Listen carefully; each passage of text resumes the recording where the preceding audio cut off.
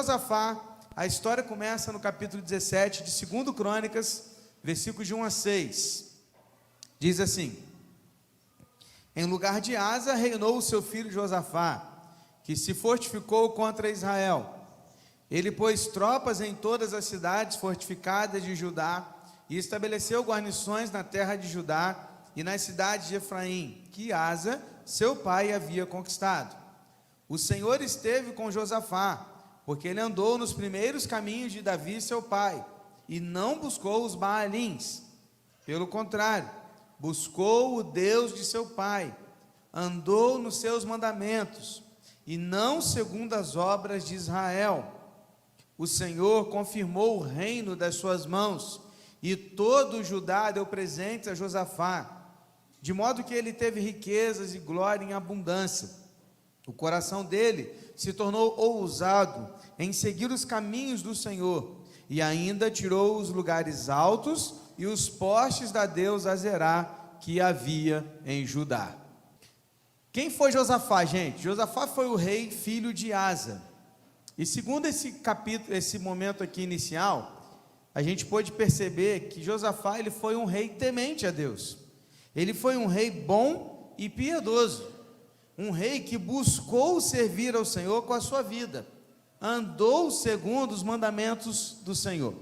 Uma coisa interessante, que talvez, ao ler assim de forma despretensiosa, possa passar um detalhe aqui, ou até você ler e achar estranho a leitura. Por exemplo, quando a gente olha aqui os versículos que diz que o Senhor esteve com Josafá, porque ele andou nos primeiros caminhos de Davi, seu pai, não buscou os Baalins, até aqui tudo bem, porque os Baalins eram os deuses de Baal, lá, os deuses em Baal, então eram outro tipo de Deus, ok. Aí ele diz assim, olha, pelo contrário, buscou o Deus de seu pai, andou nos seus mandamentos e não andou segundo as obras de Israel. E talvez você possa se perguntar, poxa, como assim, pastor? Ele não andou segundo as obras de Israel e foi um bom rei? Mas Israel não é o povo de Deus? Mas você não pode se esquecer que nesse momento da história, nós estamos com o reino dividido, em que o reino do sul, chamado Judá, é o reino mais fiel a Deus, e o reino do norte, que agora chama Israel, é o reino que não agrada a Deus. Pegou? Então, quando você lê aqui nesse contexto de 2 Crônicas, que este rei não andou segundo as obras de Israel, é algo bom, é algo legal. Pode parecer estranho numa leitura fora de contexto, mas você precisa colocar a história dentro do contexto. Então, o contexto é que nesse momento da história, Israel não fazia o que agradava a Deus, ok? Então, era como dizer, olha, eles estão seguindo o caminho do Senhor, porque não está andando segundo o povo infiel do norte, o povo de Israel. Ele fez tudo o que agradava a Deus, ele arrancou do território de Judá os ídolos, os postes ídolos de Azerá, que é uma outra deusa, ou seja, ele limpou tudo lá. Ele tirou todas as questões idólatras do meio de Judá. E tem algo aqui que me chamou a atenção, que está no versículo de 7 a 9, olha só. No 3º ano do seu reinado, Josafá enviou os seus oficiais, Ben-Hail, Obadias, Zacarias, Natanael e Micaías, para ensinarem na cidade de Judá. Com eles, enviou os levitas Semaías, Netanias, Zebadias, Azael, Semiranote, Jonatas, Adonias, Tobias e Tobi Adonias. E com estes levitas enviou os sacerdotes Elisamã e Jeorão. Eles ensinaram em Judá, tendo consigo o livro da lei do Senhor, percorriam todas as cidades de Judá e ensinavam o povo. Querido, presta atenção nesse bloquinho do versículo de 7 ao 9, que a grande ênfase de Josafá, alguém que queria levar o povo a fazer o que agradava a Deus, o que ele fez? Ele separou uma equipe preparada para fazer o quê? Ensinar o povo. A preocupação de Josafá era que o povo pudesse ouvir a palavra de Deus. E ele então, sabendo que naquele tempo, não como hoje, que hoje todo mundo tem 4, 5 Bíblias em casa, né? Mas naquele tempo não. A palavra de Deus não era como a gente tem hoje. Era um ou outro lá na sinagoga, aqui na questão aqui, né? Antigo Testamento ainda, no templo, que tinha os rolos lá do Pentateuco. Mas aqui nessa situação, o que ele faz? Ele manda todos os grandes mestres, espalha os mestres para o Judá e fala: ensine o povo. Sabe por quê, queridos? Porque se um povo quer ser um povo vencedor, um povo que serve a Deus de verdade, esse povo precisa buscar aprender a palavra de Deus. A primeira característica de um povo que faz segundo o caráter de Deus e é um povo vencedor, é um povo que é forte no ensino e que ensina a vontade de Deus e ensina sobre Deus. Está comigo? Amém? Então, primeiro ponto: se queremos ser uma igreja bíblica, verdadeira, que agrada a Deus, devemos ser fortes no ensino da palavra de Deus. Peguei uma dica hoje, vou começar a fazer isso aí a partir de agora, que a gente fala assim, né? Achou aí, diz amém, não é assim? Aí todo mundo fala amém, aí fala, quem não achou, fala misericórdia, não tem isso? Agora vamos falar assim, quem não achou, fala EBD, porque está precisando, né? Porque a gente tem que achar a Bíblia rápido ali, tem que correr e procurar. Por quê? Porque a gente precisa ter facilidade em aprender e falar da palavra de Deus. Então, meu irmão e minha irmã, primeira coisa, se você entende que nós podemos e devemos ser um povo que agrada a Deus, devemos estar focados no ensino da palavra de Deus. Uma segunda característica, porque aqui eu já vou citá-la, porque ela está um pouco mais lá na frente, mas tem a ver com esse momento aqui de Judá. Josafá, ele fez uma coisa também, sabe o que ele fez? Ele levantou sacerdotes para que estes fossem juízes no meio do povo, para que pudessem julgar as questões, as disputas entre o povo lá, e de forma justa. Então o que ele fez? Ele levantou bons homens, porque para ser juiz, deveria ser um bom homem, certo? Então, para ser juiz tem que ser um bom homem. Então ele foi lá e separou bons homens, os colocou em pontos específicos de Judá e disse: julguem com integridade e justiça.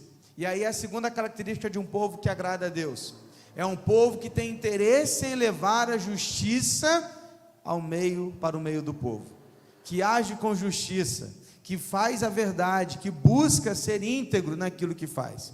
Então, já de cara, duas características de um povo que quer agradar a Deus. Primeiro, está focada no ensino. Segundo, está focado na justiça. Ok? Estamos juntos até aqui? Beleza? Então vamos lá. Como resultado disso, o que aconteceu? O Senhor abençoou o povo e fez com que os inimigos ficassem longe de Judá. Foi isso que Deus fez. Abençoou o povo por causa disso. E aí, no decorrer da vida de Josafá, ele infelizmente falhou, porque ninguém é perfeito senão apenas Cristo. Está comigo? Josafá não foi um homem perfeito, ele foi um homem que temeu a Deus, que viveu para Deus, mas ele foi falho, e um dos seus erros foi gravíssimo, foi casar a sua filha com o filho de Acabe e Jezabel. Ouve Jezabel, já fica até assim, né? Jezabel, pois é. O que Josafá fez? Capítulo 18, versículo 1. Josafá tinha riquezas e glória em abundância e tornou-se genro de Acabe. O que ele fez? Josafá era o rei de onde? Do sul. Acabe era o rei do norte. Quem era Acabe, pastor? Acabe era aquele rei iníquo, ímpio, infiel, idólatra, que casou-se com uma mulher chamada Jezabel, que não era israelita, mas era de um outro povo, que trouxe para dentro de Israel idolatria, iniquidade, impiedade, tudo de ruim que você possa imaginar, como a gente costuma brincar e dizer, Jezabel era o cão chupando manga, terrível. E ela então juntou com Acabe, casaram-se, e foi aquele casal que perseguiu por várias e várias vezes um dos profetas, chamado Elias. Vocês estão ligados, hein? Estou gostando de ver, bom demais. Então, o que Josafá fez? Casou sua filha com o filho de Acabe com Jezabel, e isso foi um dos primeiros erros que ele fez. Por que ele fez isso? Por que ele fez essa aliança? Ele não deveria ter feito isso. E aqui há a terceira lição dessa noite. Se você quer ter sucesso como o povo de Deus, se você quer agir de verdade, querendo agradar a Deus, presta atenção, não faça alianças que te afastam de Deus. Cuidado com as alianças que você faz. Josafá estava indo muito bem, até que ele decidiu fazer uma aliança com um homem ímpio, iníquo, alguém que não servia a Deus, não queria servi-lo, e por isso ele fez uma aliança errada. O que uma aliança com alguém que não agrada a Deus me faz? Me faz afastar de Deus. Querido, não é à toa que a Bíblia ensina: não entre em julgo desigual. Por que não? Porque quando você casa, você faz uma aliança, e quando você faz uma aliança, e um está puxando para um lado, e um está puxando para o outro, você não vai obter sucesso, não vai, porque o jugo é uma peça de madeira que fica em cima de dois bois, e ele, se você colocar um boi forte com um boi fraco, o boi forte puxa, e o boi fraco é enforcado. Por isso o jugo desigual não podia acontecer, nem na pecuária, lá na agricultura, quanto mais entre nós. Não podemos fazer alianças com pessoas que vão nos afastar de Deus. E quantas vezes a gente vê isso, querido? Quantas vezes eu vejo isso como pastor? Quantas vezes pessoas começam a namorar pessoas que não são da igreja e se afastam da igreja? Pessoas que começam a ter amigos na faculdade, sei lá onde, e começam a se afastar da igreja porque fizeram alianças com pessoas que não querem agradar a Deus. E aí começam a fazer alianças com outras e começam a se afastar. E de repente, quando você vê, sumiu. Você não vê mais. Nem no domingo à noite. Não vê. Sabe por quê? Porque fez alianças com pessoas que estão distantes de Deus. Presta atenção, se você quer obter sucesso na sua vida com Deus, não faça alianças com pessoas que te afastam de Deus. Está comigo? Estamos juntos? Num certo momento, Josafá foi visitar Acabe, e nesta hora, o rei Acabe o chamou para entrar numa batalha com ele. Presta atenção que agora tem uma história bem legal acontecendo aqui. Acabe vai lá, chama Josafá sobe ao norte, sentam juntos, começam a conversar, e de repente Acabe fala o seguinte: ei, luta uma batalha comigo, coloque seu exército comigo, vamos enfrentar um povo. E aí no primeiro momento Josafá achou correto, e ele disse no capítulo 18, versículo 3, olha, eu sou como você é, e o meu povo é como o seu povo, vamos com você à guerra. No primeiro momento ele aceitou, porque ele não pensou muito, até que de repente ele pensou o seguinte, falou com Acabe: mas Acabe, não seria melhor a gente consultar os profetas? Vamos perguntar aos profetas o que eles têm a dizer, o que Deus tem a dizer a respeito desse trabalho. Acabe então reuniu 400 profetas, aí ele chamou a turma, mas esses 400 profetas eram comprados, porque já naquela época existiam profetas comprados, e eles então eram profetas que falavam apenas o que Acabe queria ouvir. É por isso que geralmente igrejas sérias como a nossa crescem de forma devagar. Sabe por quê? Porque a gente não fala o que você quer ouvir, a gente fala o que Deus quer que fale. Então, esses profetas, eles falavam o que Acabe queria ouvir. Os 400 profetas falaram assim: vamos para dentro que vai dar certo, Deus está dando essa vitória para a gente. Aí Josafá pensou um pouquinho e falou assim: mas será que não tem mais um profeta por aí, jogado, largado em algum lugar? Aí que entra o versículo 7 e 8, olha aqui comigo. O rei de Israel respondeu a Josafá: olha, há ainda um, por meio de quem podemos consultar o Senhor, mas eu o odeio, porque nunca profetiza de mim o que é bom, mas somente o que é mal. O nome dele é Micaías, filho de Imlá. Josafá disse: o rei não deveria falar assim. Olha, Josafá preocupado da maneira como o rei Acabe falava do profeta, porque Josafá era um homem bom. Então o rei de Israel chamou o oficial e disse: traga-me depressa Micaías, filho de Imlá. Por certo, Acabe não gostava de Micaías. Por quê? Porque Micaías falava a verdade de Deus, e ele não estava ali para fazer cafuné no rei, ele estava ali para dizer o que Deus queria que ele falasse. Então ele não gostava dele. Por quê? Porque Acabe era completamente contrário a Deus. Então ele não queria nunca que esse homem falasse alguma coisa, porque ele sempre falava de acordo com o que Deus queria. E onde estava esse homem? No lugar onde geralmente os bons profetas estão. Sabe onde é? Na cadeia. Estava preso, porque geralmente é lá que estão os bons profetas, porque quando começam a falar a verdade do Senhor, os grandes reis, imperadores não querem ouvir a verdade, os colocam na prisão para calar a sua voz. Não fizeram assim com Elias, tentaram fazer com Elias, não tentaram fazer assim com Paulo, não tentaram fazer assim com Pedro, não tentaram fazer com tantos outros apóstolos, até com Cristo fizeram. Não tentaram apenas calá-lo com a prisão, mas com a cruz. Mas o que eles se esquecem é que um bom profeta continua pregando mesmo depois da sua morte. E aqui o que nós temos é Micaías sendo retirado da prisão. E quando ele é retirado da prisão para ir até os reis, os profetas, os 400 profetas já começaram a falar com ele: ó, tu não vai falar besteira não, hein? Você fala o que ele tem que ir. Você apoia o rei, hein? O oficial que pegou o profeta falou para ele assim: ó, você não vai dar para trás não, hein? Apoia o rei, hein, cara? Todo mundo pressionando o cara, todo mundo pressionando. A resposta de Micaías qual foi? É interessante que quando você lê só no português, talvez você tenha uma ideia de que Micaías apoiou o rei, porque o texto diz assim, olha, quando ele chegou, versículo 14, quando ele chegou à presença do rei, este lhe perguntou: Micaías, devemos ir a Ramote de Gileade para a batalha que devo me conter? E ele respondeu: olha o profeta, vá, você triunfará, eles serão entregues nas suas mãos. Não parece que ele topou a ideia? Ué, será que Micaías caiu na dos profetas? Ele está apoiando os profetas? Só que ao ler o texto, você pode ler de duas formas.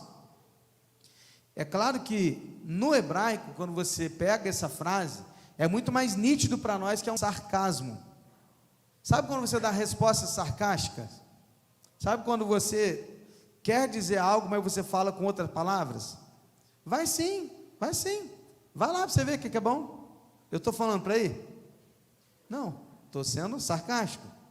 Cai dentro, você está certíssimo, tem nada de errado nisso, vai lá, vai fundo.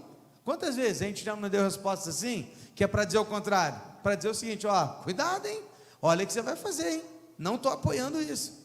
O que o profeta Micaías disse, foi exatamente isso, foi assim, ó, vai sim, rei, vai sim, vocês vão vencer, vai lá que esses inimigos você não entrega nas suas mãos.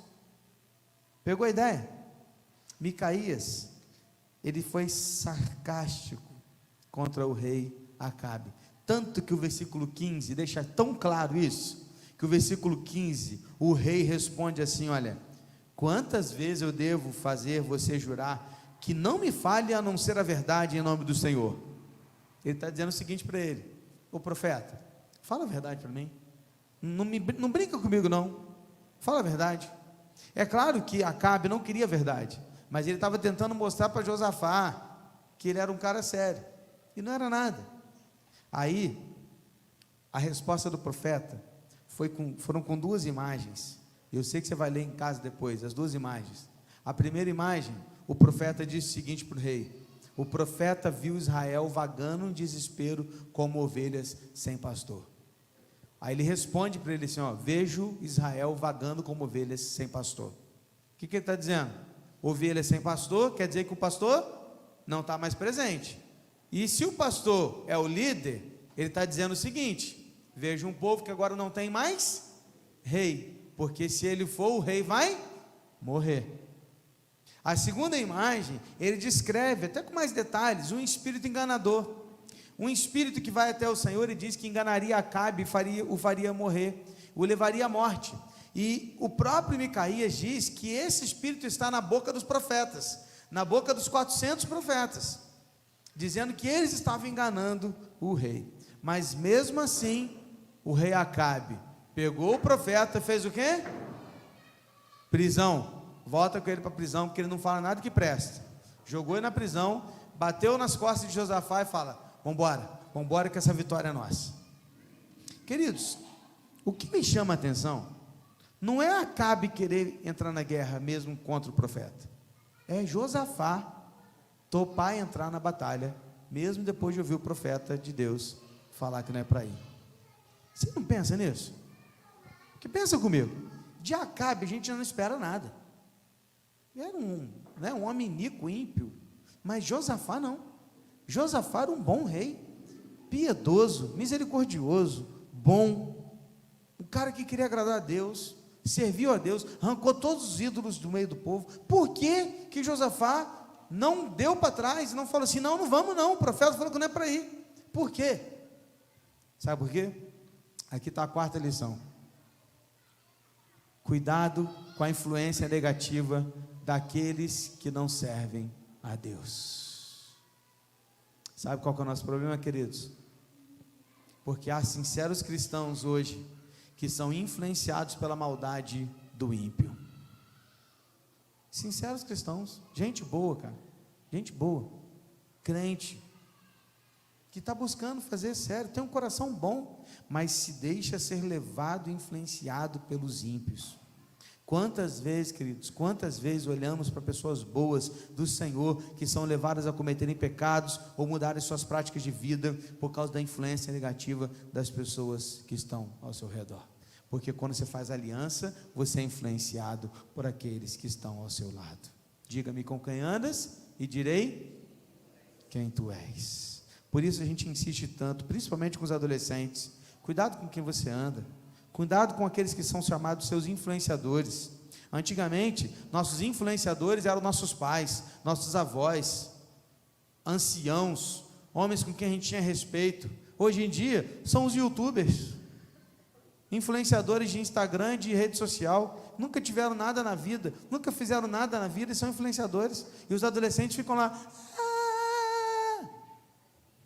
eu vou te falar um negócio, cara.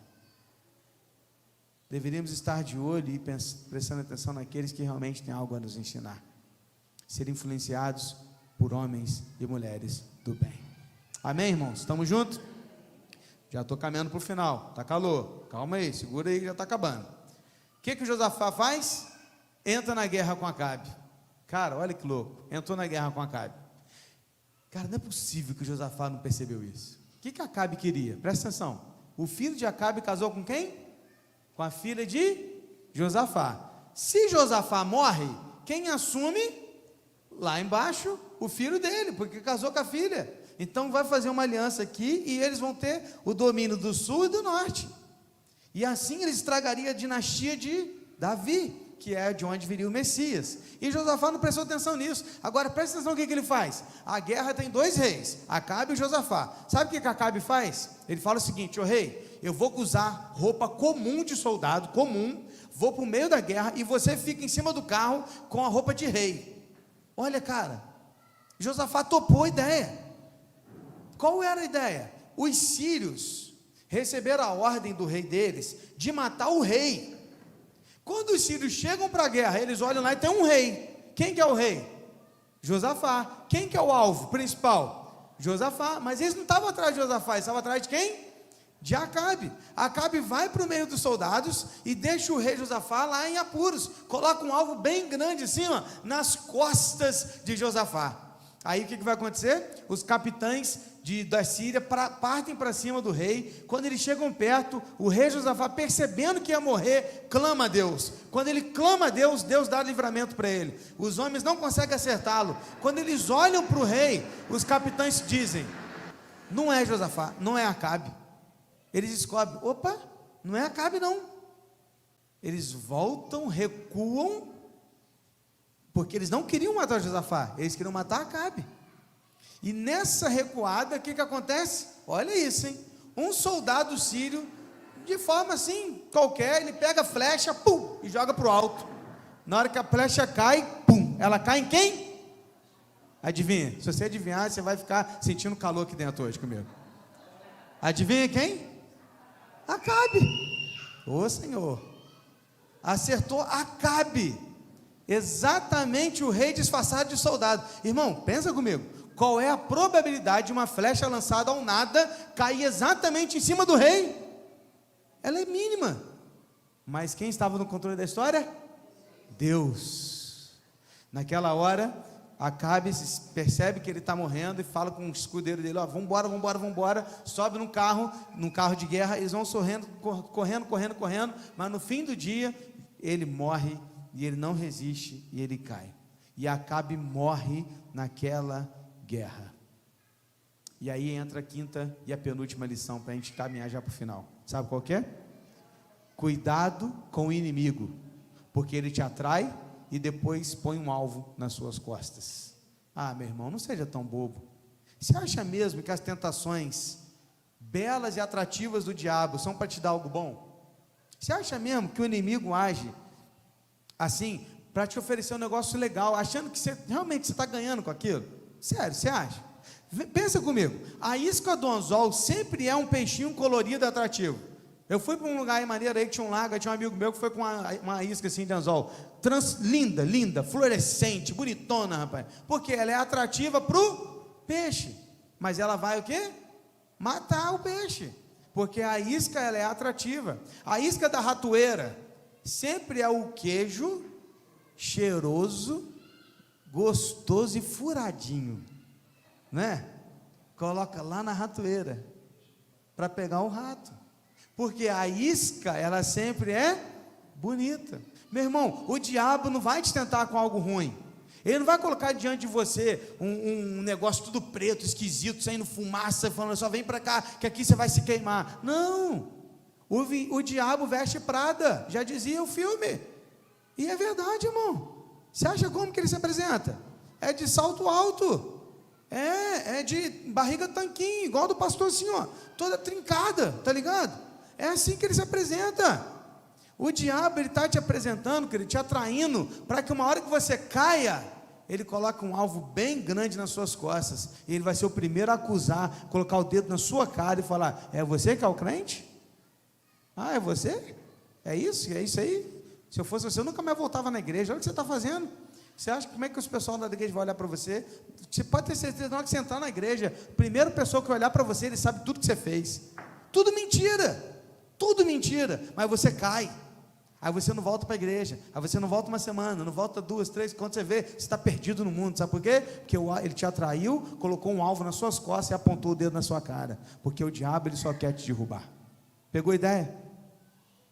Cuidado, porque o inimigo só quer te atrair, colocar um alvo nas suas costas e te derrubar, porque ele te detesta, ele só quer o seu mal. Para a gente caminhar para o final, capítulo 19, o profeta Jeú vai repreender Josafá pelo que ele fez, e Josafá vai nomear aqueles juízes que eu te falei lá no início, que vai julgar o povo com honestidade e com integridade, tá? Uma das ações e uma das realizações de Josafá também no capítulo 19, foi derrotar os moabitas, os amonitas e os edomitas, uma enorme força que atacou Judá. E aí eu fecho aqui dizendo o seguinte, todos esses povos aqui, eles se juntaram contra Judá, e aí quando levantou aquela multidão contra Judá, sabe o que Josafá fez? Reuniu o povo e levou o povo a fazer 3 coisas, presta atenção: oração, jejum e adoração. Vou repetir: oração, jejum e adoração. Capítulo 20, versículos de 15 a 17. Depois que eles fazem isso, Deus responde ao povo através do seu profeta Jaziel e diz assim, olha, versículo 15: escutem com atenção, Deus falando ao seu povo, escutem com atenção todo Judá, moradores de Jerusalém e rei Josafá, assim diz o Senhor, não tenham medo, nem se assustem por causa dessa grande multidão, pois essa batalha não é de vocês, mas de Deus. Amanhã vocês irão ao encontro deles, e eis que eles virão pela ladeira de Ziz, e vocês os encontrarão no fim do vale, em frente ao deserto de Jeruel. Nesse encontro, vocês não precisarão lutar. Tomem posição, fiquem parados, e vejam a salvação que o Senhor lhes dará. Ó Judá e Jerusalém, não tenham medo, nem se assustem. Amanhã, saiam ao encontro deles, porque o Senhor está com vocês. Sabe qual é a última lição? Vencemos batalhas com oração, jejum e adoração, no poder do Senhor, não no nosso, no poder do Senhor. Meus irmãos, essa batalha não é nossa. Olha o que está lá no versículo 15, pois essa batalha não é de vocês, mas de quem? De Deus. É Ele que vai dar a vitória, é Ele que vai fazer a sua vontade, Ele vai fazer as coisas acontecerem, porque a batalha é de Deus. Sabe o que aconteceu no outro dia? Eles acordaram, E Deus fez um movimento lá nos inimigos, eles lutaram entre eles mesmos, se mataram entre eles. E quando o povo subiu num monte assim, para olhar o inimigo, o exército inimigo, sabe o que eles viram? Um monte de cadáver. Estavam todos mortos. Venceram a batalha sem precisar levantar uma espada. Sabe o que diz o texto? Que você vai ler depois em casa, eu sei que você está doido para ler tudo. Sabe o que diz o texto? Que depois disso, eles ficaram 4 dias, sabe fazendo o quê? Pegando os despojos de guerra. Eram tantas riquezas que os soldados tinham, os mortos, que Judá ficou 4 dias, só assim, no meio dos cadáveres, pegando tesouros, ouro, prata, bronze, tudo que era de precioso. Levantaram uma grande riqueza naquele dia, sabe por quê? Porque Deus sempre dá além daquilo que a gente pede. Josafá pediu só a vitória, Deus deu vitória e deu tesouros, porque Ele é misericordioso, bondoso, gracioso, e sempre que Ele cuida de nós, Ele nos dá além do que pedimos. Amém, irmãos? Pedimos aqui domingo, Senhor, nos ajude a suprir toda a necessidade que temos. O que Deus fez? Foi lá e está aqui. É o que vocês precisam? Está pago, está resolvido. A gente imaginava que ia conseguir tudo num dia só? Não, eu confesso para você, eu olhava assim e falei, num dia só não, eu acho que a gente vai chegar, mas em um dia eu acho difícil. Final da noite a gente estava aqui dando um aviso, alcançamos todo o valor que a gente precisava. Está aí, a gente trabalhando hoje porque a gente conseguiu o valor. Tem que trabalhar hoje, pastor? Tem, porque sábado tem atividade aqui na igreja especial, não pode estar pingando aqui dentro. Eles só podem trabalhar à noite, eles estão fazendo hora extra para trabalhar aqui para a gente. Hoje, amanhã e sexta-noite. Porque Deus é bom e a sua misericórdia dura para sempre. Aquele lugar onde eles venceram a batalha chamou-se Beraca. Sabe por quê?